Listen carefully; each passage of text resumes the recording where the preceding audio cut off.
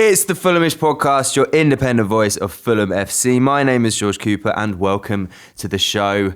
Oh dear, it was supposed to be one of the away days that you look forward to all year. The sun was shining on the south coast. Fulham went ahead via Raul Jimenez, but unfortunately it wasn't to be. A last minute penalty that was celebrated as if the Seagulls had won the league. But, you know, you got to give them credit, got to celebrate them when they come.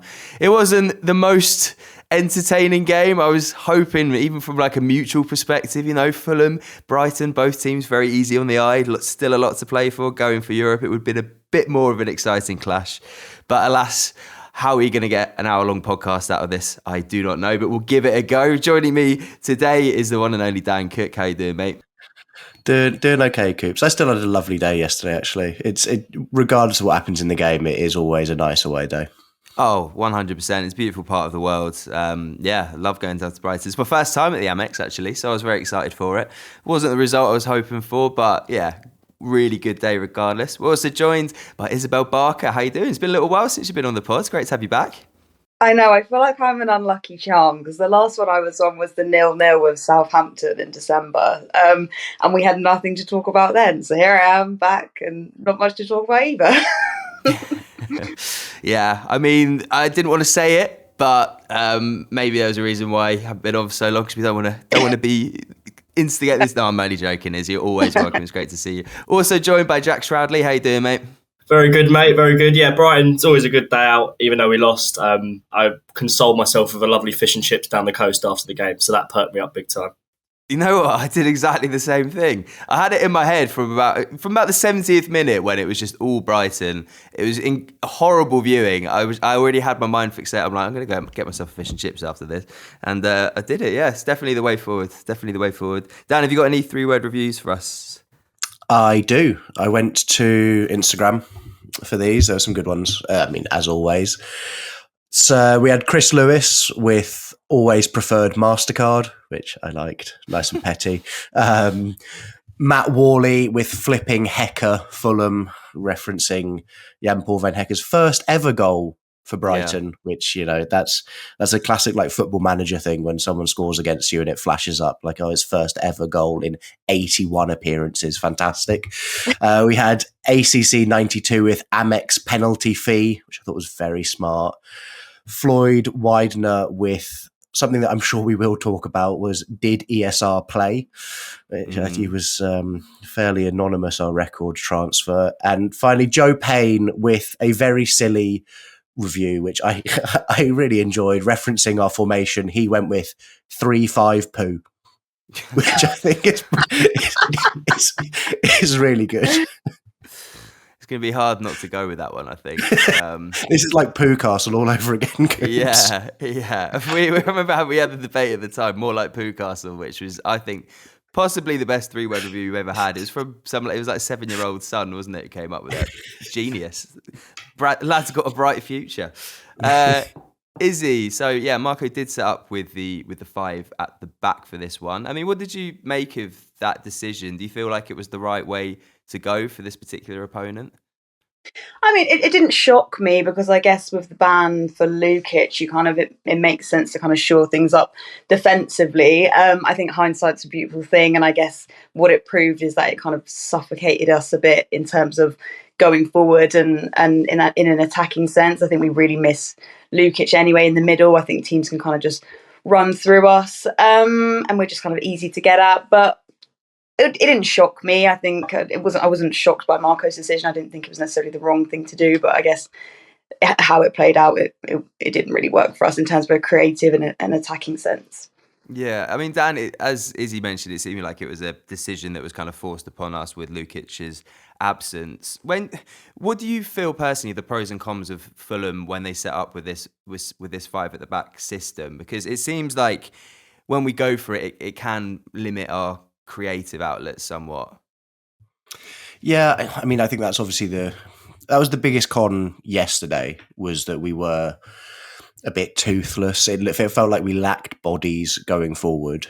At pros, I thought from the majority of the game, I thought we defended really well, and I think it gives us a nice defensive stability. I think that despite the fact that it's so infrequent that we play with that back five, they seem to have a good understanding. One of the things I was really impressed by throughout the game was the discipline of that back five in terms of their defensive line. The number of times we caught Brighton offside, not just for the disallowed goals, but just in general play. There was a few times where Brighton were building up something nice and the defence would just take that step up all together, play them offside and reset again. And so I think it worked really well in that sense. In general, it should be good and has been good in the past for our wing backs. I thought, unfortunately, though, yesterday it didn't work for Jedi down that left flank, and I have a theory as to why. But on the other side, I thought Timothy Castagne probably had his best game in a very long time. And it feels like we might be reticent to compliment Castagne at times because we know he's not been fantastic and he's not been as good as Kenny Tete. But yesterday, up against one of the trickiest left wingers you can play against in the Premier League in Matoma, I thought he handled him pretty well. And he was a bit of an outlook going forward as well. So I think the pros are that defensive stability. But yesterday the cons were way outweighed by the fact that we just had nothing going forward. I mean, even the goal we score, whilst it's, I was going to say a good move, it's not. It's 2 passes and a goal. But it's just one of those spring a counterattack out of nowhere. You're not going to be able to do that frequently. We needed to be able to create chances from general play, and we didn't look like doing that. You mentioned there, Dan, that you got a theory as to why Jedi isn't best suited to this 5 at the back system. I agree for what it's worth that Castagne had a very solid showing, but what do you think it was about the 5 in the back, or is about the 5 at the back, that means Jedi can sometimes struggle? I actually thought yesterday the reason why he struggled was because of the role Smith Rowe was playing in front of him. And it seemed, and I think the theory was right. The idea was you play Smith Rowe out left, he sits quite narrow, and you create lots of space for Anthony Robinson to get down that left flank. And the problem was that Brighton worked that out fairly quickly, and Smith Rowe just sat narrow the entire game, which meant Hinshelwood as Brighton's right back didn't have to follow him.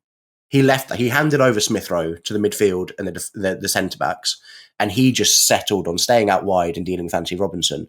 And this is where I think when you've got a more natural left winger, say if it had been Alex Iwobi out there yesterday instead of out on the right, I think he would have varied that position more. At times, Iwobi would have sat on the touchline, drawing Hinshelwood out and drifting inside, and then he's got a decision to make. Hinshelwood, does he follow Iwobi? Does he stay with the overlapping run of Anthony Robinson? But he never had to make that decision yesterday because he knew he could just palm Smith Rowe off onto someone else and focus on what is usually our biggest attacking outlet in Anthony Robinson. And it was one of the few days we've had this season where he looked like he wasn't a threat at all. Yeah, it's a shame because whenever we do lose that force down the left, it really does show in our overall output. I thought that Iwobi yesterday put in a really good shift, and you mentioned the goal, Dan. I watched the highlights earlier today before recording, Jack, and he picks the ball up for our opening goal well deep within our own half and does this lung-busting sort of Beckham-esque run down the right flank before putting in an inch-perfect 40-yard cross at full tilt into Jimenez. I mean, Jimenez does incredibly well, but for me, this goal is just all Iwobi. Yeah, absolutely. Alex Iwobi, obviously, in the last few weeks has been kind of question marks over some scrutiny. He's maybe not had the performances that we saw in the first part of the season, but I thought yesterday was his best game in a while, and that goal just showcased just the ability that he's got. You say he picks up the ball from so deep, and he just keeps going and going and going. And there were a few times yesterday where he had the ball and he kept driving, and he didn't have options to support him, and that was as a result of that we ended up losing the ball. This wasn't one of those times, and he just kept going. And as you say, the pass is absolutely phenomenal. The way it just kind of floats over the centre halves, and obviously nothing away from Raul Jimenez as well. It's a proper number 9 finish in terms of the way he brings it down, composes himself. He still has a bit of work to do and scores, but I think all credit goes to Alex Iwobi, and I think that goal just showcases the quality that he can bring to us, even if we haven't necessarily seen it over the last couple of weeks. Can I get a couple of words on Raul's celebration, Issy? What did you make of it? I was terrified. The man's fractured his skull in 2020, right? And he looked like falling right onto his noggin. I was like, stop. He needs lessons in front flips, or change it into a cartwheel. Sorry, this is more than a few words. Or just a forward roll. But don't try and do them all at the same time, especially when you fractured your skull. It was quite the daring move. I don't know what it is, like a kind of flew himself up into the air and it left it very late to turn it into a tumble. Like, you're like, what is going on there? But I mean, it was very impressive. It has to be said. Unfortunately, our lead didn't last very long. It was only 5 minutes before Van Hecke got the headed equaliser. It's surprising to learn that was his first goal, given just how good that header was. It's frustrating to let the lead slip like so quickly after going up. I mean, could argue Bassi kind of lost his man a little bit there. I mean, do you think we should be doing better effectively from set piece defending? Yeah, I think that was disappointing. And also it seemed like there'd been a few free kicks kind of from that left side. So you would have thought that we kind of would have mastered the art in that game at that point. I guess it's arguable, was Calvin poor, or was he kind of cleverly snaffled up by the Brighton player? I didn't see who it was. I mean, but when you look at it just as a replay, it does look like really poor defending from us. I think it's a beautiful header, and it's kind of been a long time coming for Van Hecke anyway. I think he's been there about 5 years and maybe playing 3 seasons, and he's due a set-piece goal. It's just a real shame it came against us. I actually interviewed him after the match, and he said he bought about 50 of his neighbours and friends and family from Holland. So, all right, I'm glad that they saw him score. I just wish it hadn't have come against Fulham. Yeah, it was really disappointing. I think Marco was really, really disappointed in the 2 goals. It's just such a shame that the lead only lasted about 5 minutes as well. Because if we'd have gone into half time 1-0 ahead, maybe it would have been a different story. But yeah, just disappointing. I have a bit of a gripe with the way that we defended that, because it felt like it was coming. I pointed it out. There was a free kick that happened probably 15, 20 minutes prior, I think, but before we went 1-0 up, where Brighton tried to deploy the same tactic of overloading that back post. And now, for whatever reason, we've got our zonal structure of everyone had their position, but they always had an overload at that back post, Brighton. I think it was about 4-on-2 on both of those free kicks. And we defend the first one okay. But at that point, when you've got, I think just someone has to stand up then and be like, I know we've got our shape here and we have this many men standing in the near post, this in the middle, this at the back post. I think I'd say probably Joachim Andersen should be making this call of one of us needs to drop to that back post and help out, because all it does take then is one defender to lose his man. And I know it's harsh on Calvin because he loses his man through smart play by Hinshelwood and a good ball, and suddenly that's a golden opportunity for Brighton. And so it felt like we had the warning sign and we didn't react to it, and that's disappointing to me. I'm sure Marco will be frustrated with that, because I think you can set up plans as well as you want, but as soon as it becomes evident that the plan you've got isn't necessarily the right one, you've got to be able to tweak it, and we just didn't tweak it. Yeah, I get that, and I echo what Issy said, that I think it was the third or free kick from similar positions, and you're thinking, all right, okay, you should have their number by now. But yeah, it was obviously an incredibly frustrating way to concede. I mean, it was a brilliant header, brilliant delivery. Sometimes you just got to admit that. The way that it floated, is when that the whole goal felt like it would happen in slow motion. Do you know what I mean? Watching it, you're like, you can see that run coming a mile off, the looping header posting in. It's like, oh man.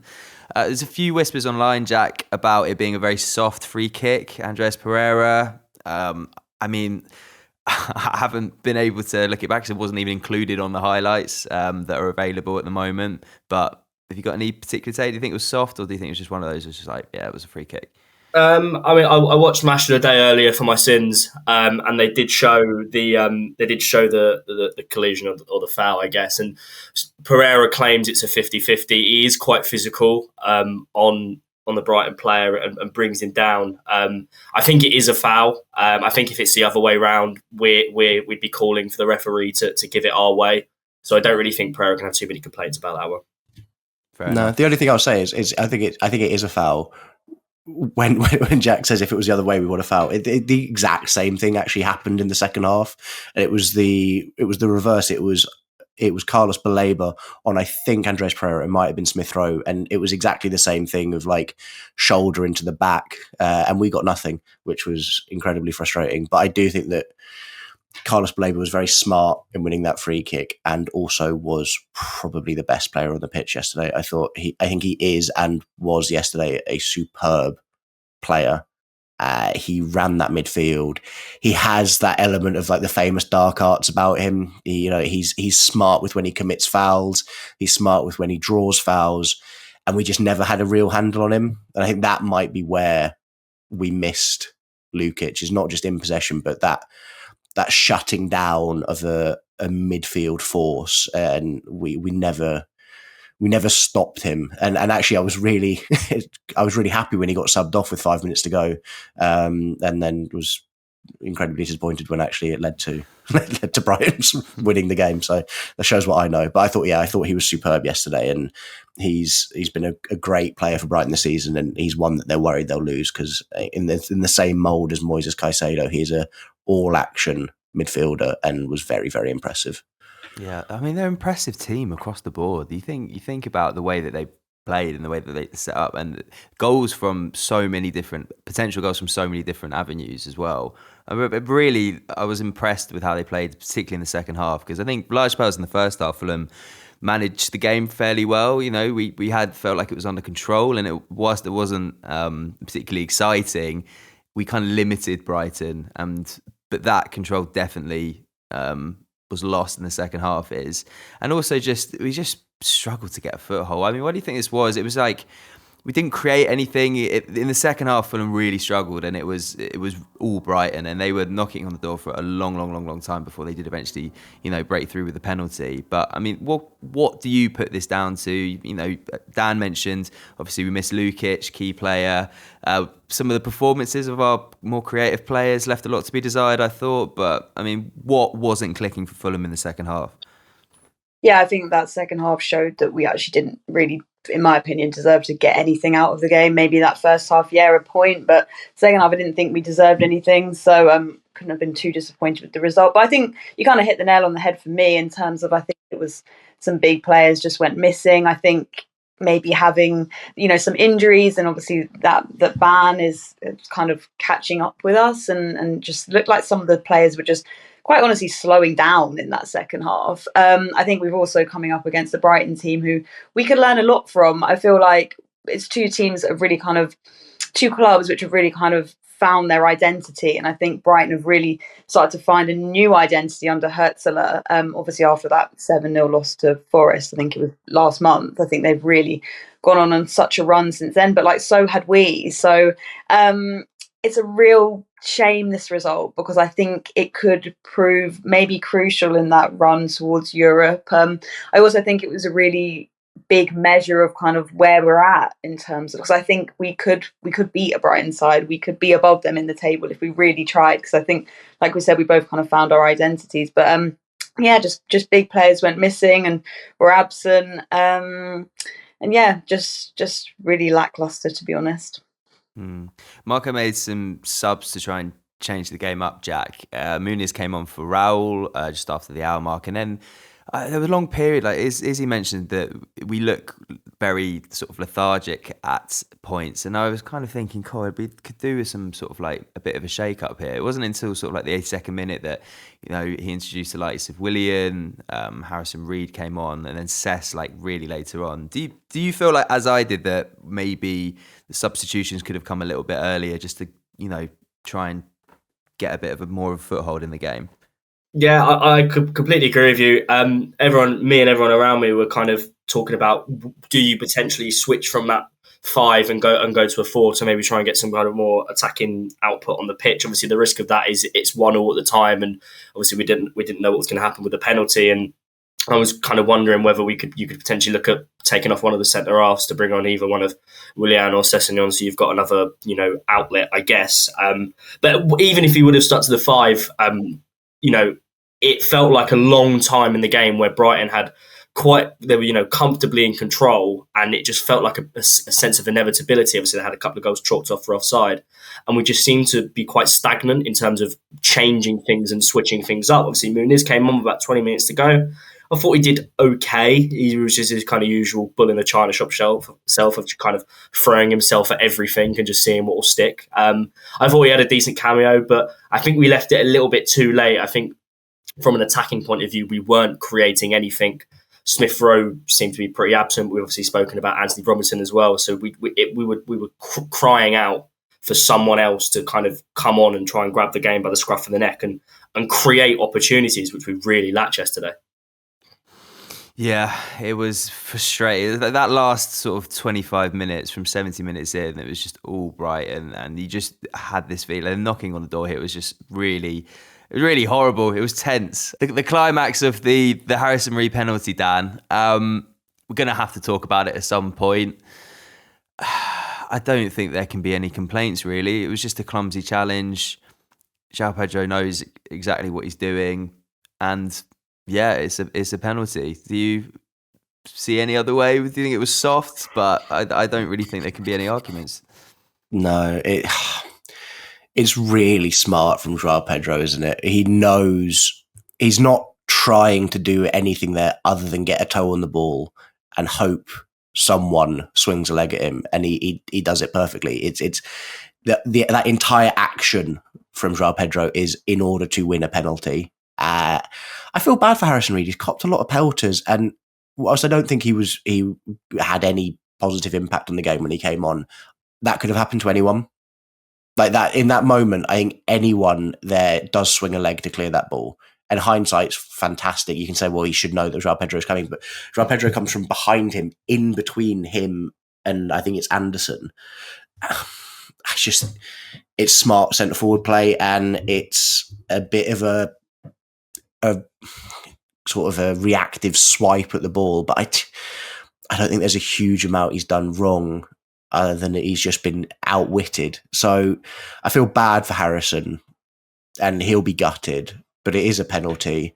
I think my biggest gripe is actually with the way that Fulham tried to play out those last 5 minutes of added time. Again, I think it stank of that bit where we were sort of, we want to cling on to a point, but then every time we got the ball, we were like, oh my God, we could score and we could win it 2-1. But then it was like only two players at any one point thought that. So we'd get the ball and two players would go herring down the other end of the pitch, and they'd look up and they'd realise that they've got no support.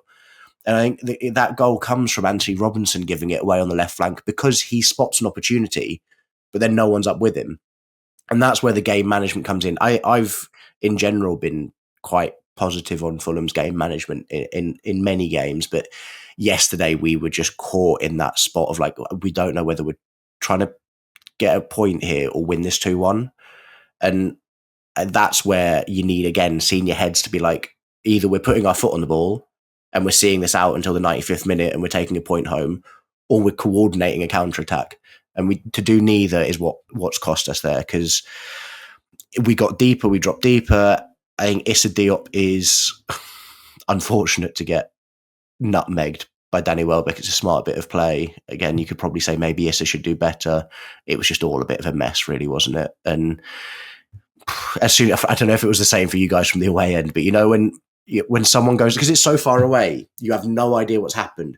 But when a player falls over and the reaction from the fans and the players is like that, you just know it's going to be a penalty. I had no idea what happened, but as soon as he went down and I saw the entire home stand leap to their feet, I was like, oh, that's going to be a pen, isn't it? I have, like, when we were watching it from the screens in the press box, like myself and most of the people around me were actually like, oh, I don't know about that one. Like, it looked like Joao Pedro had kind of fallen onto it himself, if that makes sense. But I just wondered, do you think it would have been, say it hadn't have been given, do you think it would have been like disputed by VAR or something? Because I think it was soft enough where if it hadn't have been given, like the decision would have stood. But I don't know what you think. I think that's a very interesting debate, and I could see it going either way. I think if the ref's on-field decision is no penalty, I don't think, unless, I don't know, he would have been, hang on, let's think about it. He would have been called to the monitor, I think. I think it still gets given, you know. I think it's he incredible. gets I think it's overturned. incredibly tight, and it is very soft.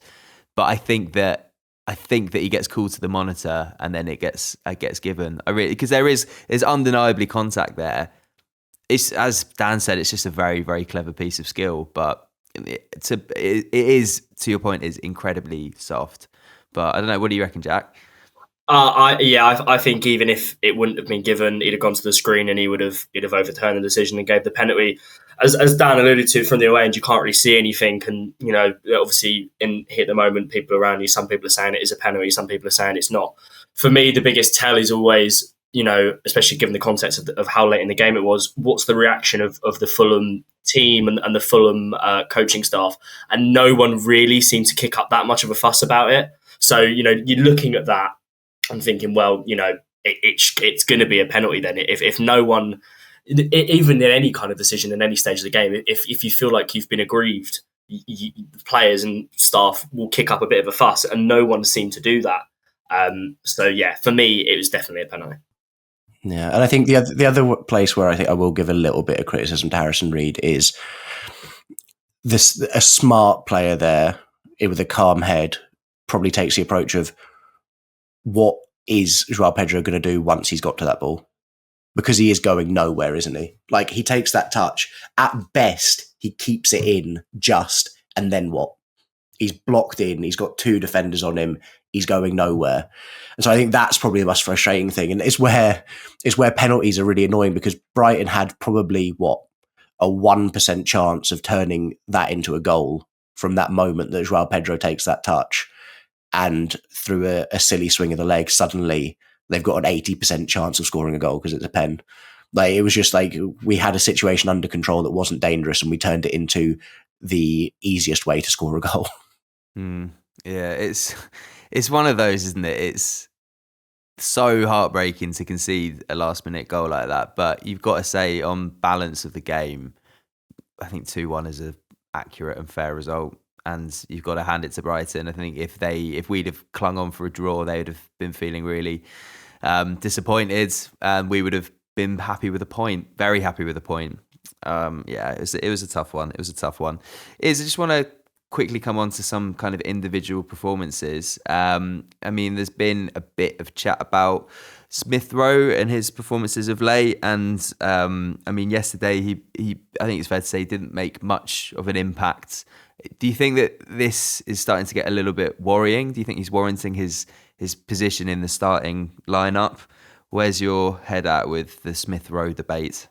Definitely, I'd definitely shake it up. For me, he just went completely absent in the match. He's probably, I thought, one of our absolute worst players.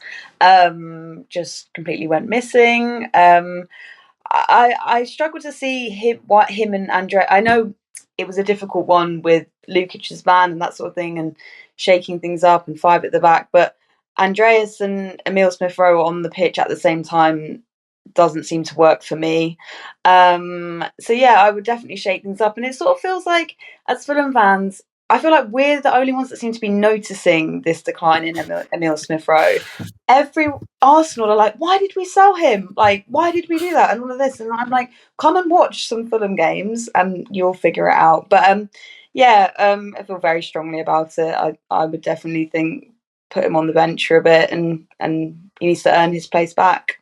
Yeah, I've got problems with this at the moment. I it's getting really frustrating, and it's a very like your dad point of view, but I can get along with players trying things and them not working, or putting in a load of effort and it just not quite coming off. I feel like we're at a place with Smith Rowe at the moment where you're getting nothing. You're not getting a shift, but you're not getting any impact either. And there's that sort of that luxury player element, you know, where fine, you can go missing for 10, 15 minute spells, but it's okay because when you get into the game, you make things happen. He's not offering to get on the ball, but he's also, when he does get on the ball, taking 2 touches and just rolling it to the closest player to him. There's no spark, there's no zing, and that's really what we lacked yesterday, was someone to provide that. And in those moments, you really think you can hope to rely on your record ever signing to provide you with those little moments of brilliance. I I think it's a confidence thing. Personally, I think he's a fabulous footballer. He's got heaps of talent, but until he works out how to get his head in the right place, that even if things aren't working for him, he's got to keep on trying. He's got to keep on showing for the ball. He's got to keep on trying things. We're not going to get the best out of him. And I think Andreas Pereira is the perfect sort of antithesis to Smith Rowe, because I don't think Andreas Pereira's got all the talent, but he has got the application. And yesterday he ran himself ragged. He keeps trying things, and I know it's frustrating when things don't come off, but he's trying things. And that to me is far better than someone who's just going to try and play it safe for fear of giving the ball away. And yesterday, I thought Andreas outshone Smith Rowe comfortably, and at the moment is staking a far better claim for a starting slot than Emile. And I think Marco sees it as well. You know, he was the first in that double substitution. He brought both of them off, in fairness, but how often do we see Emile Smith Rowe get dragged off in games at the moment? Not just at the start of the season, it was because of lack of fitness. Now it's through lack of impact. That's a big problem. I agree with you, Dan. It's a matter of confidence, I think. I don't know. We've just got to hope that Marco can work his magic and get the best out of him soon, because you know, as you say, the lack of wanting to try things, the safe option that he seems to play all the time, just screams of a player who's not playing confidently and not playing to his full potential. And we all know that player is there, and we all really want to see it come out. And yeah, just got to hope maybe a little spell coming off the subs bench would do him good. I don't know what the answers are, obviously, but it's getting quite frustrating, and you can hear the frustrations sort of growing louder. This will be a really frustrating point for Marco, because he only the other day kind of highlighted how, you know, you can't keep selling your best players every year and getting however much money we got for Mitra and Polina and expect progress. Well, okay, that's fine if you're investing your money like Brighton do. You know, they have a model of envy for so many clubs, particularly clubs like Fulham. Like, we should be where they're at, and they're just that step above us. And I think if it doesn't work out with Emile Smith Rowe, I think once again we're going to have a lot of gripes about our recruitment, because should have done better. You shouldn't be, you know, agreeing like a club record kind of initial fee for a player, and then this is how it turns out, you know, and selling such talented players that have been at the club. So I think Marco will start to get frustrated, and I think it could even be a point where it affects his decision of his future with the club, something like this. I think he feels very passionately about our recruitment system. The flip side I'll give, and where I know that in general everyone will see it this way, I imagine, is whilst Marco doesn't have, he's got a philosophy, but it's not like super intricate like you see the way with, like, say, a Pep, for example, where it really takes time for players to bed in. I still think with Marco, he has principles and things that he asks for his players, and I think he always brings a player in and sees the player they are, and also has a vision of the player he wants them to be, and he makes those tweaks. Sasha Lukic, perfect example, right? Had brought in a player, had a vision for him for where he wanted to go, and turned him into that. And the same with Alex Iwobi, I think. The same with, I think you could say, Rodrigo Muniz. He brings elements to players' game, and I think Marco Silva is the best person who is able to bring this out of Emile. There's just got to be, maybe we've just got to wait, like we did with Sasha, like we did with Alex. It's just a case of it's going to take time, but it's a lot harder to stomach when you're paying so much for a player. It's one thing bringing a player in for a small fee or a free, and it taking a bit of time because they can be afforded that. When you pay £34 million for a player, you don't have a whole season to turn them into a superstar. Yeah, and also the circumstance that Fulham is in at the moment with so much on the line. You know, every single game we're competing, we're trying to get these European spots. We're still in the FA Cup, and the stakes are really, really high. If this had been last season and we were pretty much on the beach at this point, nothing really to play for, then you can, you know, be forgiven maybe the odd game where you're not that impactful. But it's the, you know, we're approaching the crunch time right now. We need our players to stand up. And yeah, hopefully that does happen. Just on the note quickly, is before we wrap up part one, but where do you think that yesterday's result kind of puts us in the whole European conversation. Do you think it was quite a wake-up call for us just to see where the bar is set with the likes of Brighton, or you think we're still right in it? I think that, I mean, we're obviously, technically we are still right in it because it's, there's not exactly much of a gap and it could go down to 8th. It's been, very flip-flopping. 1 minute your passport's out, the next minute it's back in the draw. But I've never really been overly convinced that we're quite there for Europe yet, even, with the fantastic results against Newcastle and against Forest. And that's not necessarily, a gripe on Fulham. I think that, the consistency factor has been talked about so many times with Fulham over the course of a season. I also just think in terms of our squad depth and everything, we're really, even when everyone's fit, I'm just not entirely sure we have the quality to do that just yet. And for me, that's kind of fine. I guess, we're in our 3rd season in the Premier League. We've obviously, as he touched on the fact, we've lost Mitrovic and Joao Pedro as well. And we seem to be improving season upon season. You look back to, this time last year, we were effectively on the beach. It's now middle of March. We're still talking about European football and we're a game away from Wembley. So we are improving season upon season. I wouldn't say we're necessarily out of the fight for it because, we're still in the top half and on our day, we're a fantastic team. But I think you look at our options at the moment, especially in those, attacking areas. We've talked about, obviously, Smith Rowe and his disappointing performances. But with Sasha Lukic out with a suspension, you can't really push Andreas Pereira further forward. And then you look at the options off the bench and, Willian's, not getting any younger and can't exactly come out and do a full 90. Sessegnon, there's always the argument, is he a defender? Is he a winger? But, he's not someone who's been blessed with many minutes and someone that you can count on game to get you over the line and get you one of those European places. So I think it's just a time thing, really. I think that, if we can continue to back Marco Silva and keep the players like he effectively is crying out for that we've got, who knows what could happen. I'm just not entirely convinced that we're there just yet. If I could just to add to the food for thought here for anyone listening, if we'd have won yesterday, we'd have been 6th, and I guarantee you, and this is where I think we've got to just slow down as a fan base, we'd have been 6th, and I promise you, people would have been saying we might get Champions League football. I like for a fact, because we would have been 1 point off Champions League places. So like just slow down for a second, take stock. We're still, with 3 points off Villa in 7th, and we've played 1 game fewer than they have. It's going to be like this. And if Fulham could fix their inconsistency, things would look a lot better. And I think we probably, ridiculously, I think we would be in the Champions League discussion.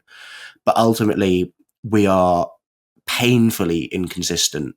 And until we sort that out, I think Europe maybe sits on the back burner, but also maybe we're just not ready.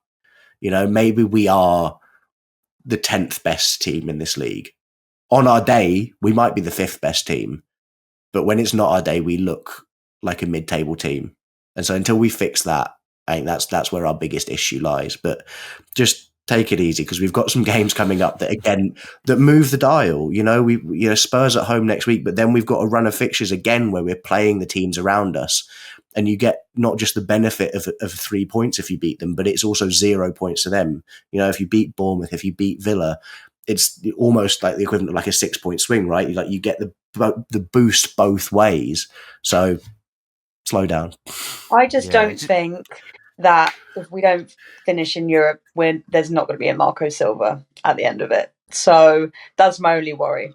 That's the only, because I'm happy to slow down. I'm happy to be like, I think 10th is amazing in the Premier League. I'm happy to be consistent and mid-table, whatever. But actually, I don't think we have Marco Silva at the end of it. That's the only thing I'm saying. I've long suspected this is that. Yeah, we need some kind of European football in order to keep hold of him. Yeah, high stakes, very high stakes. But then you think if we do get all the concerns about our squad, I think we've had generally good squad depth for the league. But if you chuck in the European competition, we're going to have to really reinforce, I think, because at the moment we just don't have the squad for it.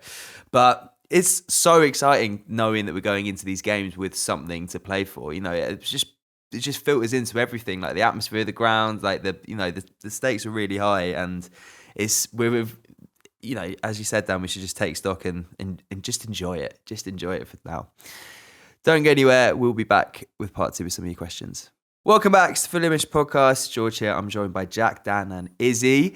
Before we get into your questions, the final reminder that we are doing a Fulhamish live after the Tottenham game at the Half Moon Putney.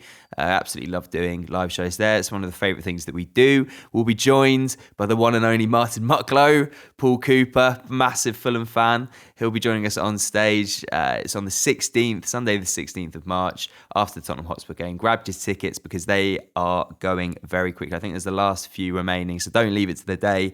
If you would like to come along, have a beer with us, head over to the Half Moon website. We'll also put a link in the description to this podcast.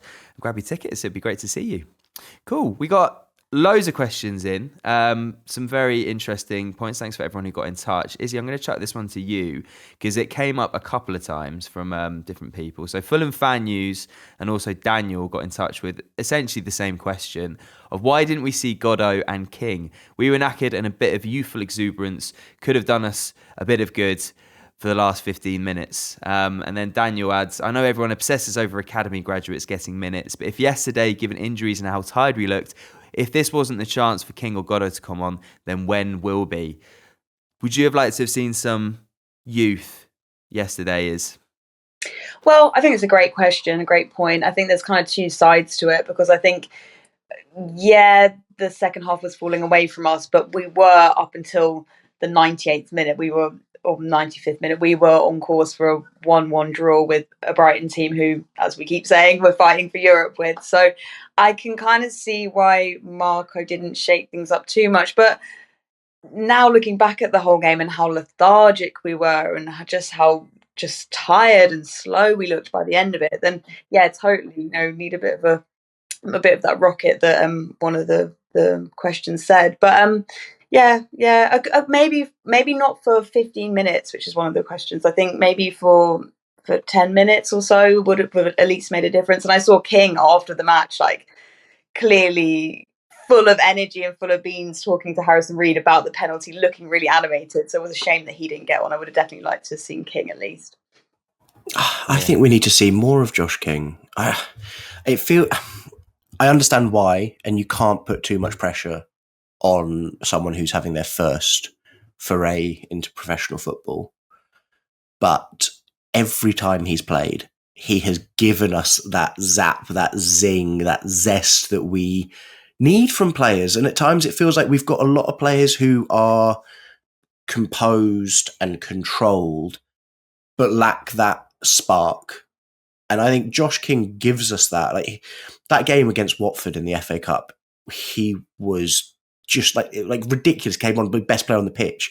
It was insane. That game against Southampton, whilst it was a dull game, he looked brilliant. And we had like a few cameo appearances, and then he sort of drifted out again. And yesterday felt like an opportunity where I think there was a safe place for him to come on, which would have been for Emile Smith Rowe, because that role out left in that 5 at the back formation doesn't have a huge amount of defensive responsibility, but has a lot of opportunity to do fun things when you do receive the ball.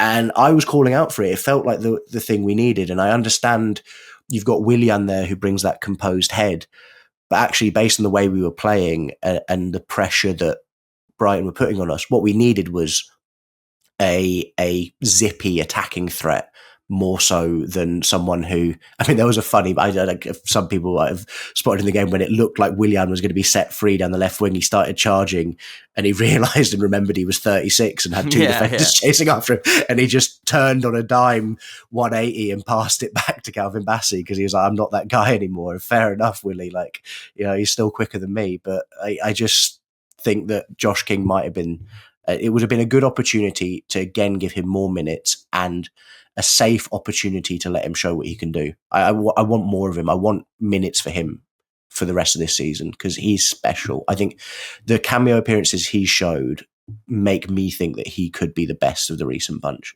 I've got a lot of time for him. Yeah, he's an exciting prospect. And just on the note, Jack, about our sort of fatiguing squad, I think it's safe to say, and the options that we have.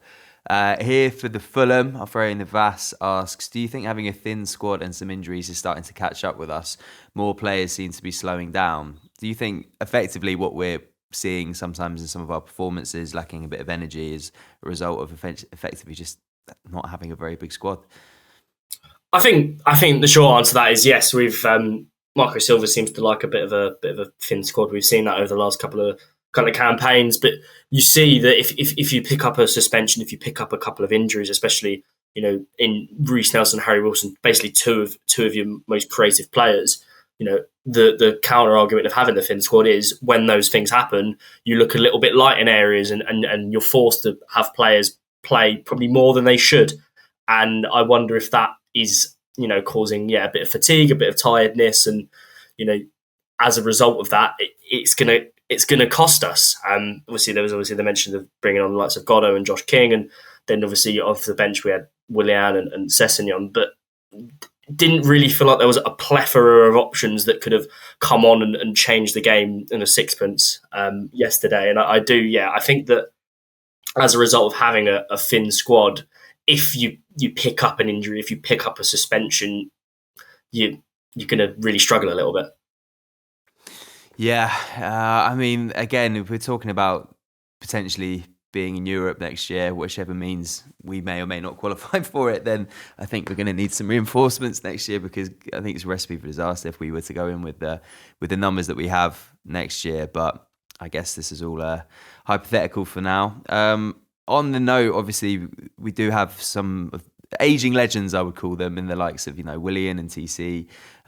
Jordan Harrison asks on this point, and it's really, I feel quite sad even sort of floating this as an idea, just because of how amazing servants they have both been for the club and how much love there is undoubtedly amongst the fan base for both of these players. But Issy, I'm going to throw this one to you. I apologise in advance. But Jordan Harrison asks, do you think we've seen the last of Harrison Reed and TC in Fulham shirts? I think, I'm guessing it means as a wider season. Do you think this could be the swan song for these two club legends? Oh, it brings the tears to the eye. It's a really tough one. I think it's what the trajectory that Fulham are on. I don't know. Potentially, yes. I think there's always going to be a space in the club for Tom Kenny anyway. Whether that kind of is moving, like off the top of my head, think of like someone like Adam Lallana at Brighton, who kind of went into his final seasons, then kind of developed more of a kind of coaching role and that sort of thing. I always think I would be fine with that with Tom Kenny. I think I'm at peace with the fact of not maybe of this potentially being his last season of being on the pitch, if that makes sense. Harrison Reed, he got, like Dan said, he got a lot of pelters after the Brighton game, but there's still a place for him in terms of the work rate. Like, he works like an absolute dog on the pitch, and I think there's always going to be a place for that, whether you're in Europe or that sort of thing. Like, needing a player like that to feature or to come on as a substitute. So no, not for Harrison Reed, but TC maybe, just in terms of, I think when you see players like Josh King, and I think Tom Kenny himself said, like, the sky's the limit for Josh King. I think we do need to be focusing more on nourishing players like that and getting game time for players like that instead of those older players. But maybe I'm a bit undecided. I feel like I was a bit on the fence with it then. It's definitely like a sort of master apprentice kind of dynamic that's going on between TC and Josh King, I feel. Obviously there was that when Josh was part of the academy, probably 7 or 8 years ago, he put that Tom Kearney was his footballing hero, and now they're playing together. It's a beautiful little story. And I mean, I don't know.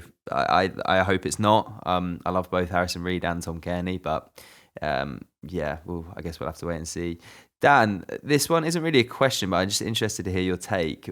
So Mitchell kind of says, I'm loving this Pereira redemption arc. And you kind of mentioned, you praised him earlier with his performance yesterday.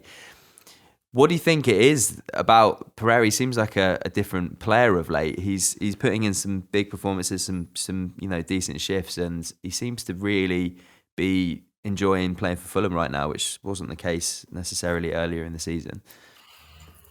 Yeah, I don't know if a huge amount really has changed. I again, I mean, I know I've said this point so many times over so many podcasts, but the thing I will always credit Andreas for is that he's quite good at blocking out noise, consistently putting in full effort, and he will not stop trying things. I think he doesn't let his confidence drop.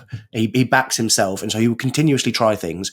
And we go through really horrible phases where nothing comes off, and it gets incredibly frustrating. And that's when the fan base turns, because the number of times you see Andreas try and ping a 40-yard pass, and it gets intercepted 3 yards into that ball travelling the distance, it riles you up.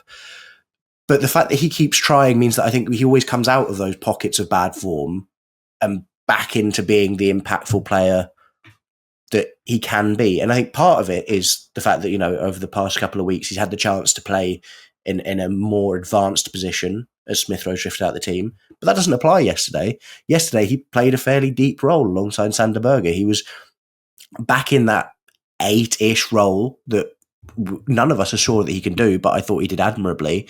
And I just think he is the great example of what, like, graft and determination and not letting your confidence levels swing too high or too low. That, you know, as long as you've got the basics, which he does, you know, you're good enough, which he is, you come out the other end of it and you'll start to contribute positively again. And I think that's why Marco loves him so much, is regardless of whether we are 3-0 up and cock a hoop or 2-0 down and the chips are down, he will do everything he possibly can to contribute as positively as he can.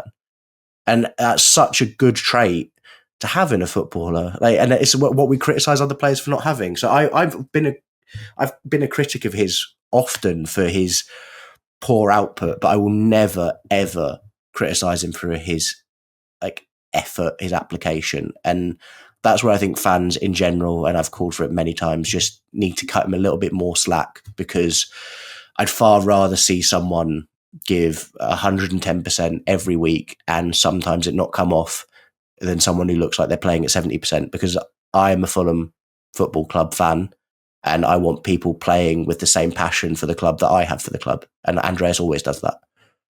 Yeah, I mean, say what you want about Andreas Pereira. There's one thing that you cannot ever deny is his work rate and effort. And yeah, amongst the best that I've ever seen putting on a Fulham shirt. And yeah, it feels like people are starting to appreciate that more and more, which can only be a good thing, in my opinion.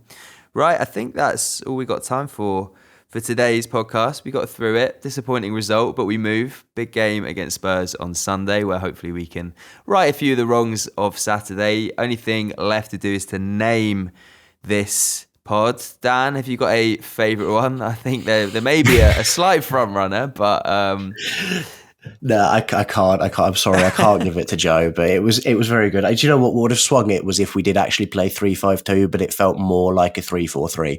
So. And unfortunately, poo doesn't rhyme with 3. So I will go with ACC's 92, because I think this is the smartest one of the lot. Amex penalty fee. That's all this game will be remembered for, won't it? Yeah, absolutely. Great. Really good 3-word review. That's solid. Thoroughly deserved of the title. Yeah, thank you very much for your time, Issy Barker. It's lovely to see you again. Thanks so much, guys. Jack Stroudly, pleasure as always, my man. Cheers, thanks for having me. And good to see you, Dan. I'm sure we'll see you Thanks, again very soon. Everyone have a great week. Sammy and Co will be back on Thursday with the Thursday Club. Until then, have a good one and come on, you Whites.